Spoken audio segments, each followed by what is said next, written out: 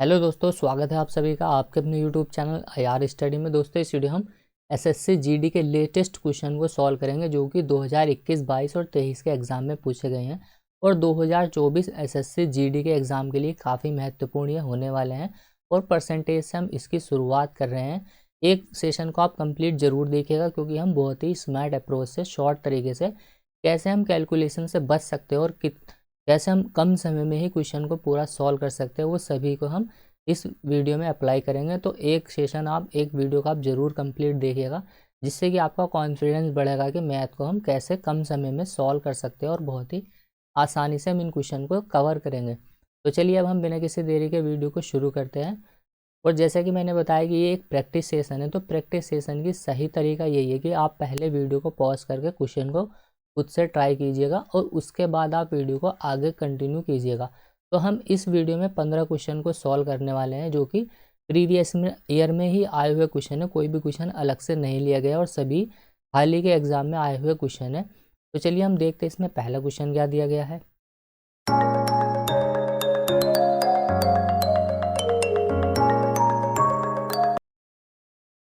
तो देखिए question number यहाँ पर 1 दिया गया कि एक व्यक्ति अपनी आय का 12% बचाता है। अब देखिए एक वर्ष के बाद उसकी आय में क्या हुआ, 25% की वृद्धि हो गई, लेकिन वह अभी भी उतनी ही राशि बचाता है जितनी कि वह पहले बचा रहा था। तो उसके व्यय में हुई प्रतिशत वृद्धि कितनी होगी, ये हमें बताना है। तो देखिए इसको आप 100 मान के भी कर सकते हो और फ्रैक्शन वैल्यू से भी कर सकते हो। तो यहाँ पर ये 12% लिखा हुआ है कि वह अपनी आय का 12% बचाता है, इसका मतलब आपको 12% का फ्रैक्शन देखना है कि 4 या 12 और 4 से 25, यानी कि ये तो देखिए मान लीजिए उसकी आय है और बचा कितना रहा है, वो 3।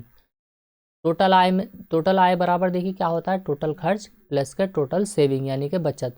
मान लीजिए उसकी जो आय है वो 25 है, तो उसकी बचत कितनी हो जाएगी, यहाँ पर देखिए बचत उसकी 3 हो जाएगी क्योंकि 3 वो बचा रहा है। अगर वो 3 बचा रहा है इसका मतलब वो 22 क्या कर रहा है, खर्च कर रहा है। तो देखिए हमें क्या करना है, उसकी आय में अब बोला गया है कि 25% की वृद्धि हो जाती है। अब जब 25% की उसकी आय में वृद्धि हो रही है तो हम इसका 25% निकालने में मुश्किल होगी, तो हम क्या करेंगे, अपने पास से दो दो जीरो इनमें सब में बढ़ा लेंगे। तो दो दो जीरो जब हमने बढ़ा लिए तो देखिए ये तो है उसकी आय और ये क्या है 300 उसकी ये बचत है और यहाँ पर देखिए 2200 क्या है, ये उसका खर्च हो जाएगा। अब हमसे बोला गया कि उसकी आय में 25% की वृद्धि हो जाती है, तो देखिए इसका हम 25% निकालेंगे। तो देखिए छोटी छोटी मैं मान के चल रहा हूँ कि आपको कैलकुलेशन आती होगी, यानी कि अब 2500 का हम 25% कैसे निकाल सकते हैं। तो देखिए इसको हम डायरेक्टली ओरली सॉल्व करेंगे, ऐसा नहीं। देखिए यहाँ पर 2500 लिखेंगे हम, फिर यहाँ 2500 बटे में यहाँ आ जाएगा ये 100, तो जीरो से जीरो ख़त्म, फिर हम इनकी गुणा। तो ऐसे इतना इतना आपको नहीं लिखना, आपको क्या करना है, इनको बिना पेन चलाए इतनी कैलकुलेशन आपको करनी है। तो 2500 का 25% कितना हो जाएगा, ये 625, यानी कि उसकी जो आय में वृद्धि हो गई है वो 625 की हो गई। लेकिन यहाँ पर देखिए क्वेश्चन में ये बोला गया कि वह अभी भी उतनी ही राशि बचाता है जितनी वो पहले बचा रहा था। तो अब जब पहले वो 300 रुपये बचा रहा था तो वो अभी भी 300 ही रुपये बचाएगा। इसका मतलब क्या है, जो ये 36 रुपये उसकी आय, यानी कि जो 625 रुपये उसकी आय बढ़ी है, वो 625 रुपये वो यहाँ पर खर्च कर रहा है, क्योंकि पहले जितनी वो बचत कर रहा था अभी भी उतनी ही बचत है, लेकिन आय में जो वृद्धि हुई है वो 625 रुपये की वृद्धि हुई है। तो वो 625 रुपये जो बढ़े हैं वो गए कहाँ पर, तो वो क्या हुआ, वो खर्च हो गए। अगर वो खर्च होगा तो ही तो हमने जितनी पहले बचत की थी उतनी ही अब हम बचत कर रहे हैं। इसका मतलब जो उसकी बचत में वृद्धि हुई है वो भी कितनी की हुई है, 625 रुपये की। अब पहले जो उसकी बचत थी तो देखिए 2200 रुपये थी, उसमें जो वृद्धि हो गई वो हो गई 625 रुपये की। तो प्रतिशत में कितनी वृद्धि हुई है ये हमसे पूछा गया है। तो परसेंट के लिए लगा देंगे हम 100, जीरो से जीरो कैंसिल। अब देखिए ये 22 से हम इसको काटेंगे, तो इससे अच्छा है कि पहले हम इसको 2 से काटेंगे तो 11 बार जाएगा। ये 2 से हम इसको काट लेते हैं, 2 तिया 6, 2 एकम 2, 2 दूना 4 और 2 पंजे 10। अब हम इसको 11 से काट लेंगे तो यहाँ आ जाएगा, देखिए ये 11 दूना 22, यहाँ पर कितना बच जाएगा, ये 9, 11 अट्ठे 88 हो जाएगा। यहाँ पर देखिए यहाँ 4 बच जाएगा, ये 11 चौक 44, पॉइंट लगा देंगे हम। तो यही पूछा गया है कि उसकी जो ब्याज है उसमें कितने परसेंट की वृद्धि हुई है। तो वृद्धि जो हुई है वो 28.4% की वृद्धि हुई है।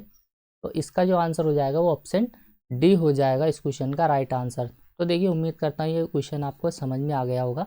बस आपको ये ध्यान रखना है कि आय बराबर जो होता है वो क्या होता है, देखिए बचत प्लस खर्च इन दोनों का योग ही आय होता है, क्योंकि देखिए 300 और 2200 2500 टोटल इनकम आ जाएगी। अब जो ये देखिए उसने उसके 625 रुपये बढ़े हैं, तो उसने क्या किया, अभी भी 300 ही रुपये की बचत की, तो ये बढ़े हुए पैसे गए कहाँ, तो ये खर्च हो गए। इसका मतलब पहले जो उनने 2200 रुपये खर्च किए थे, अब 625 वो और करने लगा, तो 2200 रुपये पे यहाँ पर देखिए 625 की बढ़ोतरी हो गई है। प्रतिशत में कितनी हुई है ये हमें बताना था।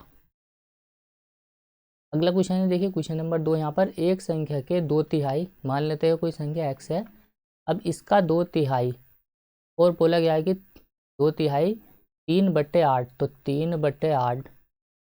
उसके बाद बोला गया है कि 1/5, 1/5 बराबर 20 है। उस संख्या का हमें 60% निकालना है, कितना होगा, तो देखिए सिंपल क्वेश्चन है ये। 3 से तो 3 कैंसिल हो जाएगा, ये 2 से इसको काटेंगे हम, 2 चौक 8, 4 पंजे 20, 20 गुणा में 20 हो जाएगा 400, यानी कि वो संख्या हो जाएगी 400। इसका 60% हम निकालेंगे, 2 जीरो से 2 जीरो खत्म। ये इतनी कैलकुलेशन आपको माइंड में ही करनी है कि 400 का 60% कितना होगा। ये आपको ऐसे नहीं लिखना है कि आप इसको डायरेक्टली ऐसे भी निकाल सकते हैं कि देखिए वैसे भी 2 जीरो से 2 जीरो खत्म, 6 चौक 24। तो इसका जो आंसर हो जाएगा वो हो जाएगा ऑप्शन डी 240। उस संख्या का जो 60% होगा वो 240 होगा। अगर पूछता कि वह संख्या कितनी होगी, तो वह संख्या होती 400। अगला क्वेश्चन है क्वेश्चन नंबर 3। यहाँ पर देखिए एक परिवार में 5 व्यक्ति चीनी की खरीद पर 10% खर्च करते हैं। चलिए ठीक है। अब देखिए बोला गया है कि चीनी के मूल्य में यहाँ पर 10% की वृद्धि हुई, चीनी के मूल्य में 10% की वृद्धि हो गई। अब देखिए वृद्धि जब हुई है तो देखिए ब्याज में वृद्धि ना हो, चीनी के मूल्य में जो वृद्धि हुई है तो ठीक है, लेकिन उसका जो खर्च जितना पहले हो रहा था अभी भी उतना ही होना चाहिए। तो इसके लिए क्या करना होगा, उसको अपनी खपत में प्रतिशत में कमी करनी होगी। तो कितने परसेंट की उसको कमी करनी होगी जिससे कि उसका खर्च ना बढ़े। तो देखिए अगर ऐसा बोला गया कि तो पहले मान लीजिए प्राइस हम निकाल लेते हैं, 10% का फ्रैक्शन वैल्यू आपको पता होगा ये कितना होता है, 1/10 होता है। तो देखिए उसका जो प्राइस था पहले मान लीजिए वो 10 था, लेकिन उसमें 10% की वृद्धि हो गई। अब जब 10% की उसमें वृद्धि होगी तो 10 से बढ़ करके कितना हो गया, वो 11। लेकिन कंजम्पशन क्या होगा उसका, यानी कि उसने जो कंजप्ट किया, उसका उपभोग किया, उसको अब कम करना पड़ेगा। तो उपभोग और कंजम्पशन का रेशो क्या होता है, इन्वर्स होता है। कब, जब व्यय क्या हो, कांस्टेंट हो, यानी कि जब उसका व्यय एक्सपेंडिचर कांस्टेंट होगा।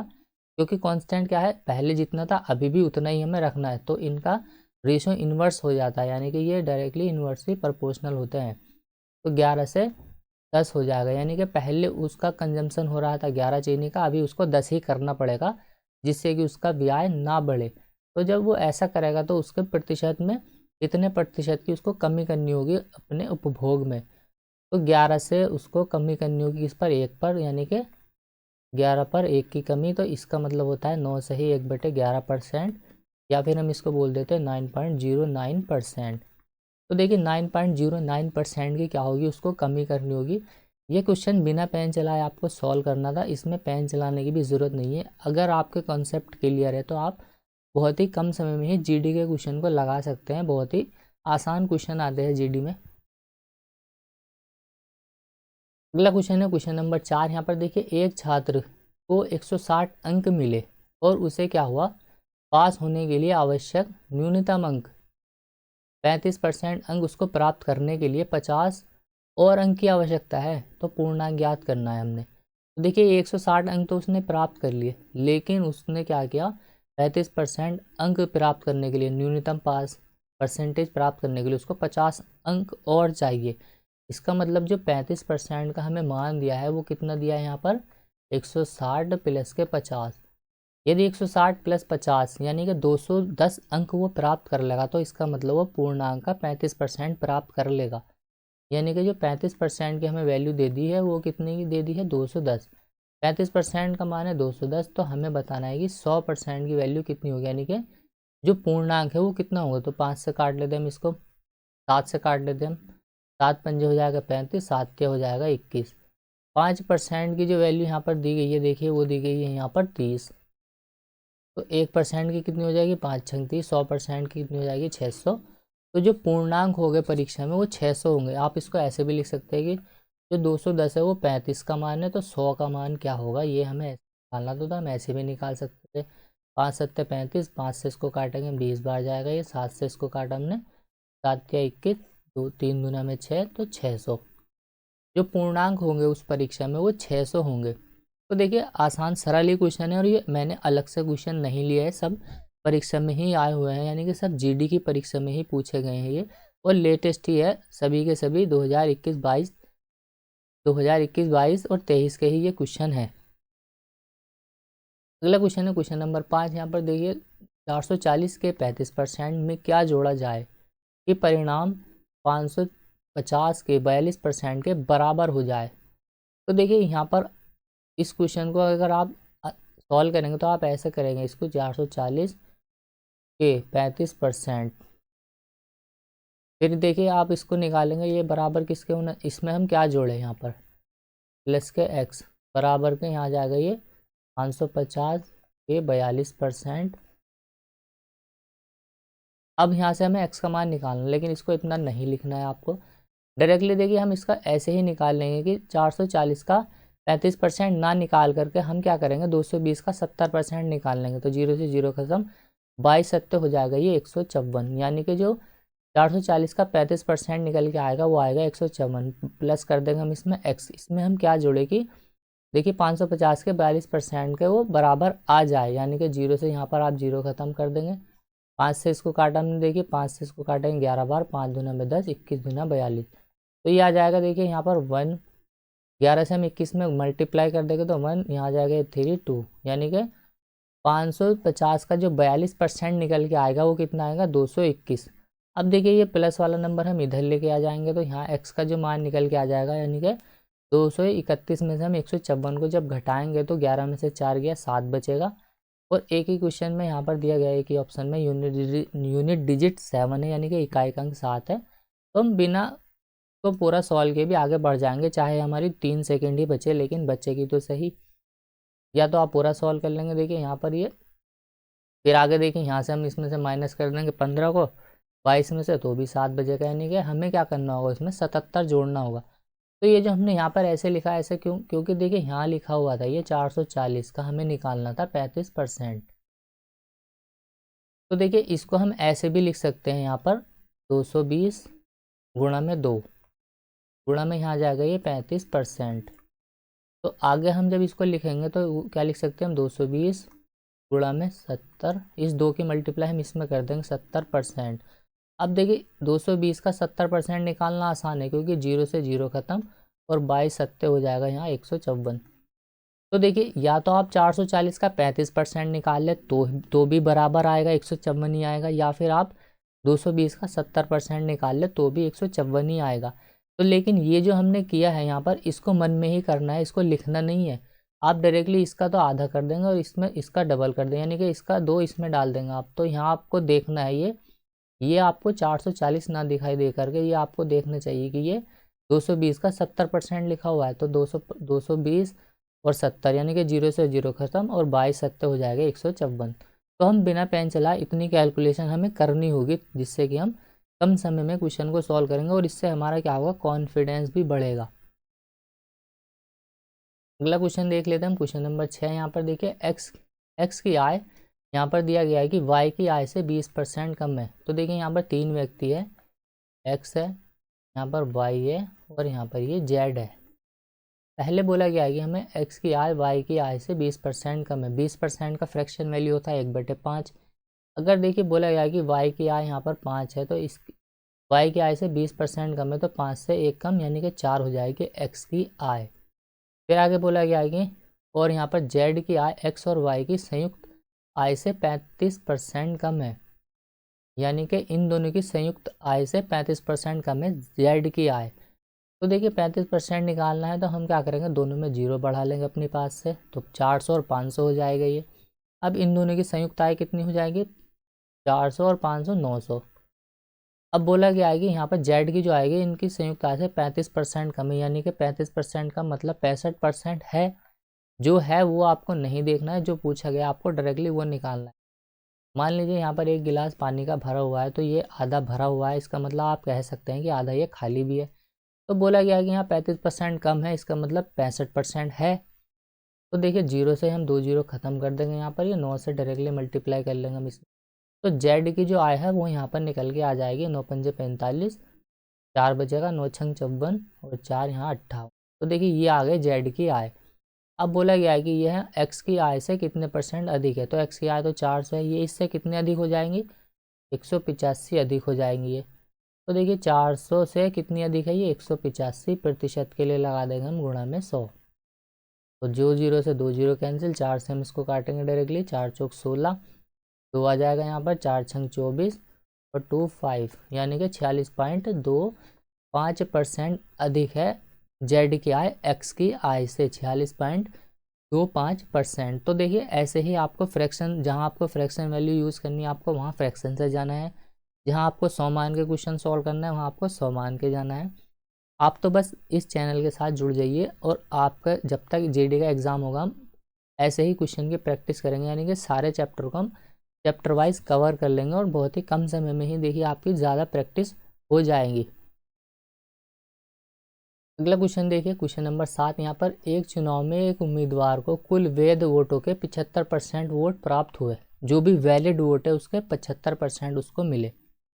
यदि बोला गया कि यहाँ पर यदि कुल वोटों के 20% वोट इनवैलिड होगा, यानी कि अवैध घोषित कर दिए गए हैं 20% वोट, और कुल वोटों की संख्या यहाँ पर दी गई है हमें 5,60,000।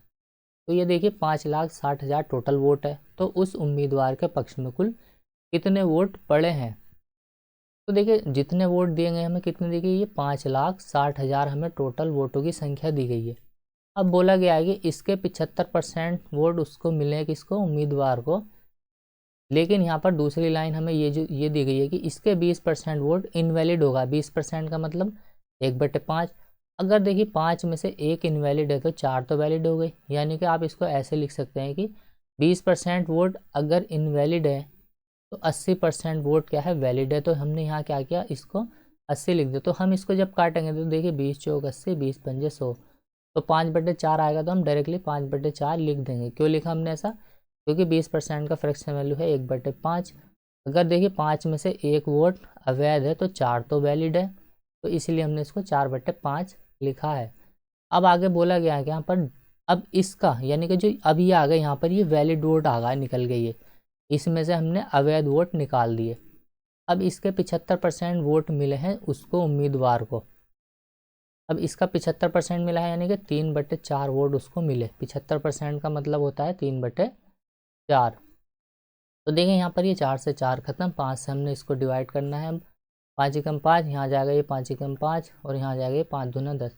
3 से हम इसमें मल्टीप्लाई कर देंगे, 3 दूना में आ जाएगा 6, 3 एकम 3, 3 एकम 3, और यहाँ 3 0। इसका मतलब जो उस उम्मीदवार को वोट मिले हैं वो 3,36,000 वोट प्राप्त हुए हैं। जो वैलिड वोट उस उम्मीदवार को मिले हैं 3,36,000, यानी कि ऑप्शन ए होगा। देखिए सिंगल लाइन का क्वेश्चन था, बस आपको ये इतना इतना लिखना था और डायरेक्टली आपका आंसर। ये इतना बड़ा लिखा हुआ क्वेश्चन है, उससे कोई फ़र्क नहीं पड़ेगा हमें। हम तो जैसा डाटा दिया गया है वैसे उसके अकॉर्डिंग हमने क्वेश्चन को सिंगल लाइन में ही सॉल्व करना है। अब इसको ऐसे नहीं करेंगे कि 100 मानेंगे, इसका 20% इनवैलिड, फिर इसका 80% वैलिड, इसके 75% वोट वैलिड हैं, इसको 25% वोट दूसरे को मिले। तो यहाँ से आप ट्री मेथड जहाँ लगाना होगा वहाँ हम ट्री मेथड लगाएंगे, जहाँ सिंगल लाइन में हमारा काम चलेगा वहाँ हम सिंगल लाइन से आगे बढ़ जाएंगे। और इसी एक ही सिंगल लाइन से इसके 90% से 95% क्वेश्चन चुनाव वाले सॉल्व हो जाते हैं। सॉरी। अगला क्वेश्चन देखिए, क्वेश्चन नंबर 8 यहाँ पर, ए देखिए बी का 15% है। तो ये ए बी का 15% लिखा हुआ है, ये आपको 15% ना देख करके आपको देखना चाहिए कि 15% का फ्रैक्शन वैल्यू कितना होता है। 5 या 15, 5 से इसको काटेंगे 20, 3/20 है।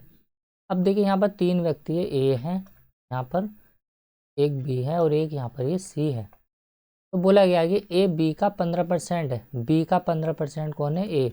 तो देखिए अगर बी 20 है तो इसका 15% मतलब 3, तो ए सिर्फ 3 होगा। फिर आगे दूसरी लाइन में हमसे क्वेश्चन में दिया गया है कि बी देखिए सी का 12% है, तो 12% का मतलब क्या होता है, देखिए 4 या 12, तो 4 से इसको काटेंगे 25 पर। इसका मतलब बोला गया है कि बी जो है वो सी का 12% है। अगर सी 25 है तो सी कितना होगा, सिर्फ 3 होगा, यानी कि इसका 12% होगा। तो यहाँ से हमने निकाल लेना है ए बी सी का रेशो, हम यहाँ से निकाल सकते हैं। जो जिसके आगे लिखा हो उसके आगे हम बढ़ा देंगे ऐसे ही। तो यहाँ खाली जगह पर 20 है तो यहाँ 20 आ जाएगा, ये इधर आ जाएगा, क्योंकि यहाँ पर खाली जगह के सामने जो होता है हम उसी को आगे बढ़ा देंगे। तो देखिए यहाँ से इन तीनों का जो रेशो निकल के आएगा वो आएगा 9, 60, 20 या 60 और 25 दूना में 50, यानी कि 500। यानी कि हमारे हिसाब से जो सी का है, सी है वो 500 है, जबकि क्वेश्चन में हमें दिया गया है कि सी 500 नहीं है, सी तो 400, सी तो 1200 है। तो जो ये 1200 दिया गया है ये हमें 500 की वैल्यू दी गई है, तो एक की वैल्यू कितनी हो जाएगी, 2 जीरो से 2 जीरो कैंसिल, तो यहाँ जाएगा ये 12/5। तो हमसे बोला गया कि ए प्लस बी का मान कितना होगा।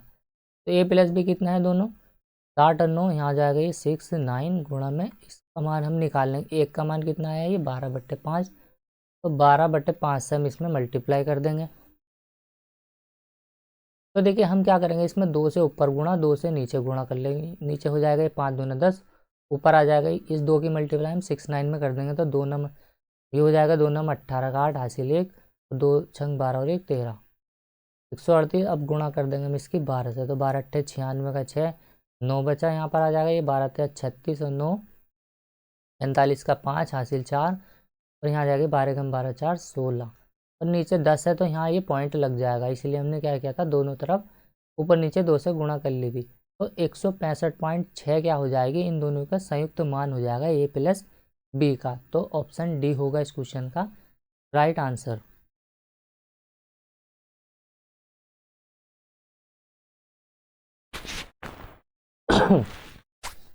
नौ नंबर क्वेश्चन देख लेते हैं। देखिए हम क्वेश्चन नंबर 9 यहाँ पर दिया गया है कि एक दुकानदार के पास बोला गया है कि कुछ सेब हैं जिनमें से 15% तो खराब हो चुके हैं, और शेष बढ़िया सेब में से 90% को बेचने के बाद उसके पास सिर्फ 34 सेब बढ़िया बचे, 34 बढ़िया सेब बचते हैं।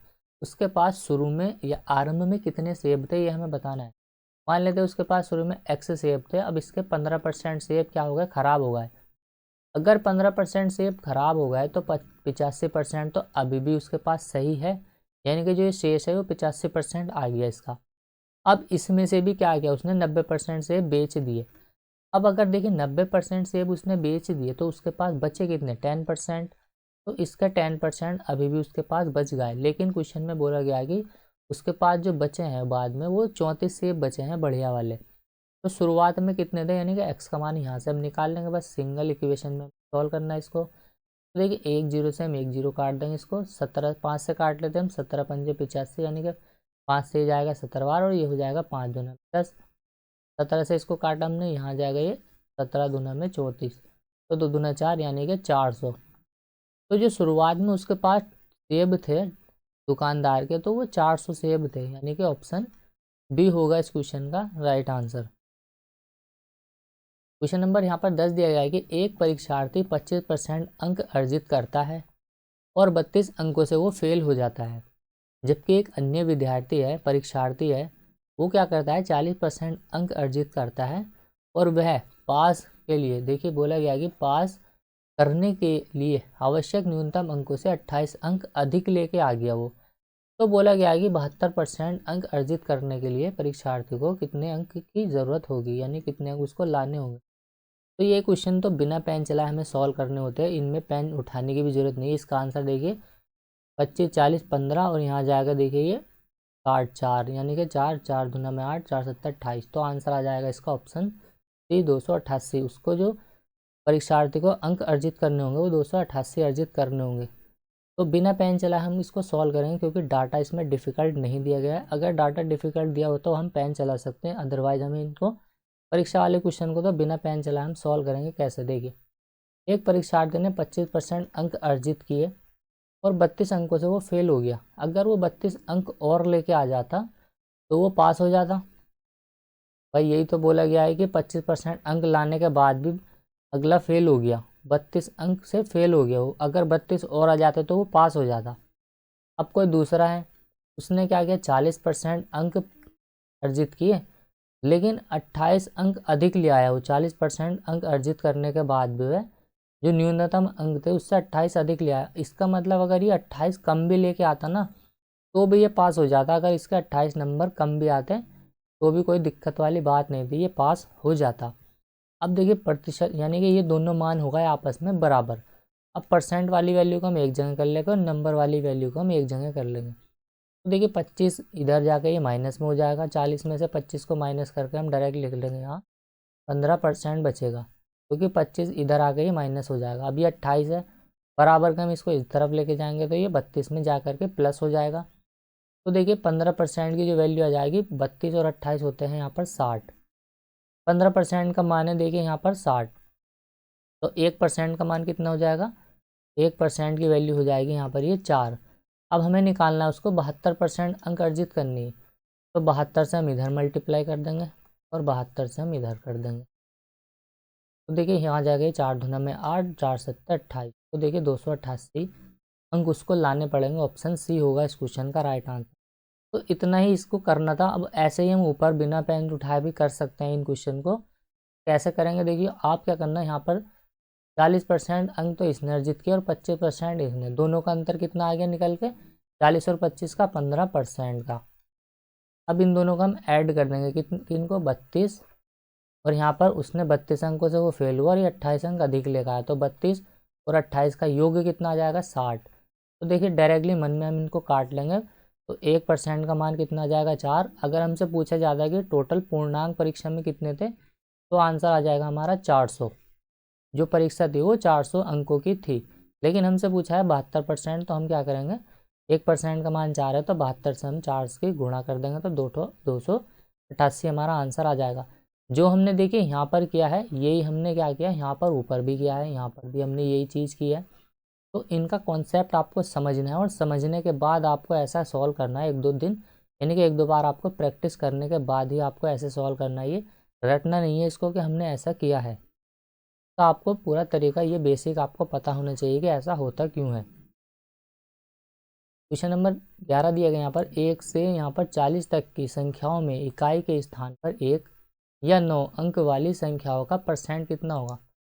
1 से 40 तक की ऐसी संख्याएं देखनी है हमें जिसके यूनिट डिजिट यानी कि इकाई का अंक 1 या 9 हो। तो देखिए एक तो 1 ही हो जाएगा, फिर एक 9 है, 11, उसके बाद 19, उसके बाद 21, 21 के बाद यहाँ जाएगा 29, उसके बाद 31, 39, ये हो जाएंगे टोटल यहाँ पर 1 से 40 तक के बीच की संख्या जिनके इकाई का अंक क्या होगा, 1 होगा या 9 होगा। तो कितनी है ये, 1 2 3 4 5 6 7 8, 8 ऐसी संख्या हैं टोटल 40 में से, इनका परसेंट कितना हो जाएगा, 8 पंजे 40, 1/5 का मतलब होता है 20%, तो 20% हो जाएगा इस क्वेश्चन का राइट आंसर।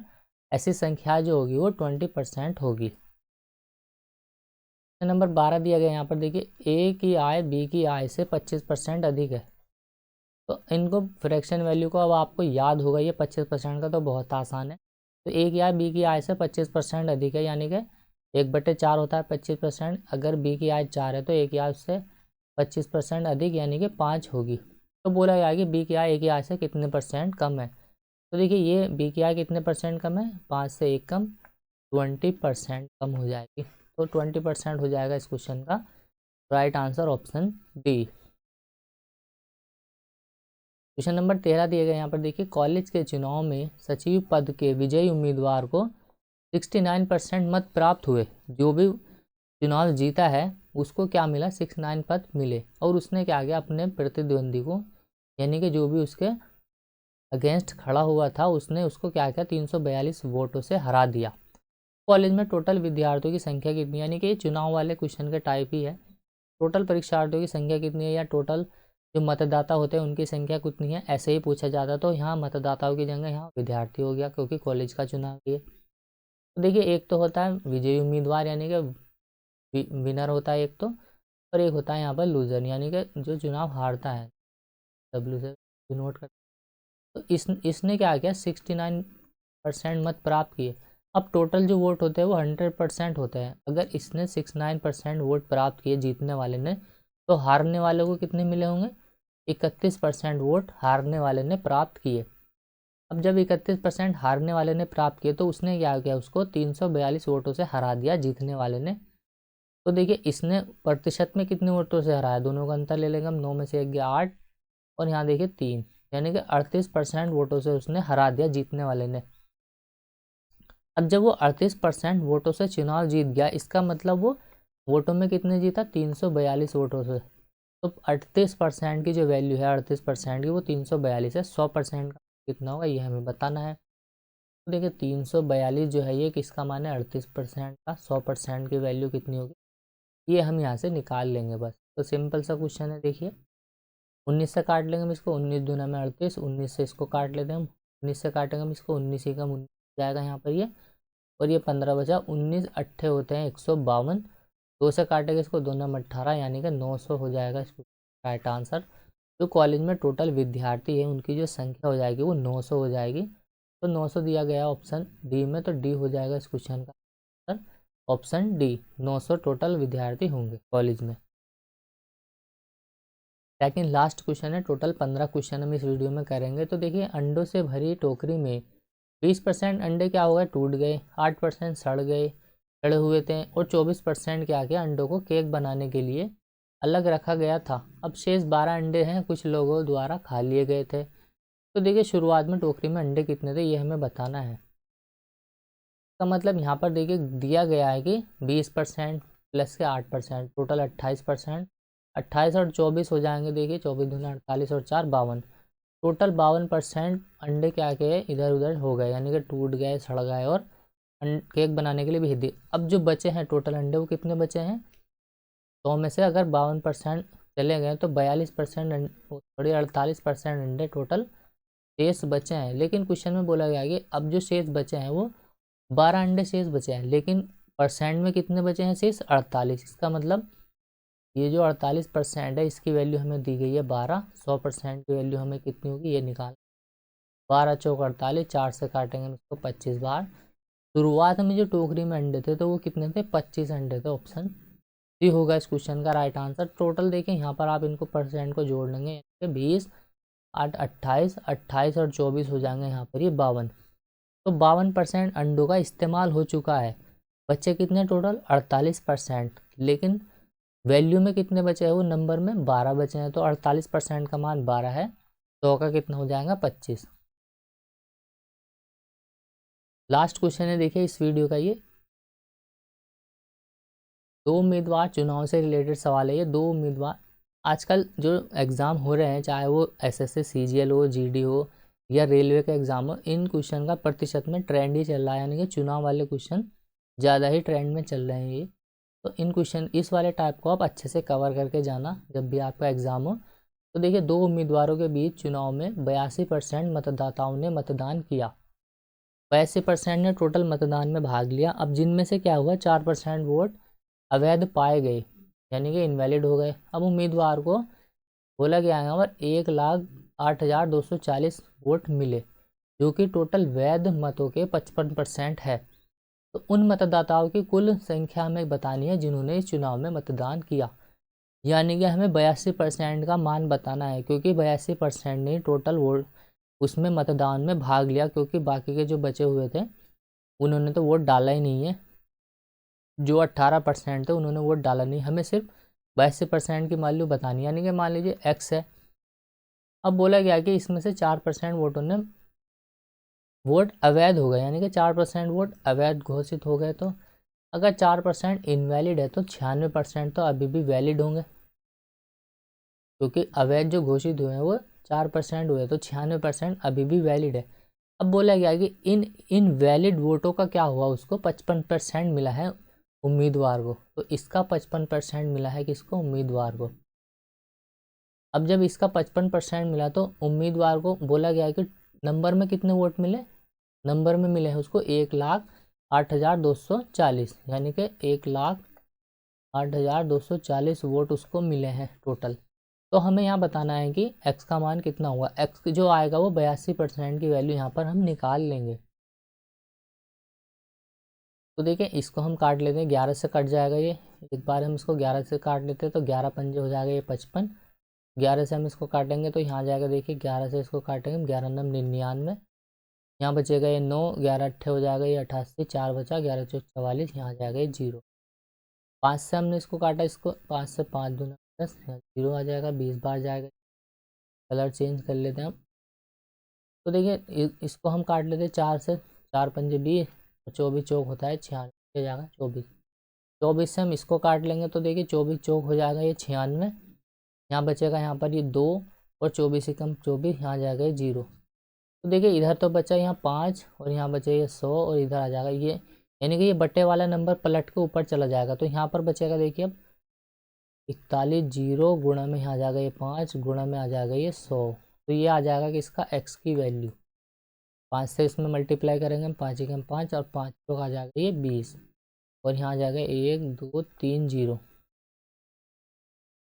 तो देखिए यहाँ पर जो वैलिड यानी कि जो टोटल मतदाताओं ने जो भाग लिया है चुनाव में उनकी संख्या आ जाएगी यहाँ पर 2,05,000। ऑप्शन ए हो जाएगा इस क्वेश्चन का राइट आंसर।